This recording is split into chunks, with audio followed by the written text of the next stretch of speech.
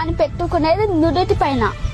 విలువ ముఖ్యము కాదు, ఎక్కడ పెట్టుకుంటాము అనేదే ముఖ్యము. ఉప్పులాగా కటువుగా మాట్లాడేవాడు నిజమైన మిత్రుడు. చక్కెరలాగా మాట్లాడి మోసగించేవాడు నీచుడు. ఉప్పులో పురుగులు పడ్డ దాఖలాలే లేవు, తీపిలో పురుగులు పడని రోజే లేదు. ఏడుస్తూ ఈ లోకానికి అడుగెడతావు, ఏడుపుస్తూ లోకాన్ని వదిలి వెళ్ళిపోతావు. రమ్మన్న సమర్గంలోకి ఎవ్వరూ రారు, వద్దన్న చెడు మార్గాన్ని ఎంచుకుంటారు. పాలు అమ్మేవాడు ఇల్లు తిరగాలి, సారాయమేవాడి దగ్గరికే అందరూ వెళ్తారు. పాలల్లో నీళ్లు కలిపినావా అని అడుగుతారు, ఖరీదైన సారాయిలో నీళ్లు కలుపుకొని తాకరు.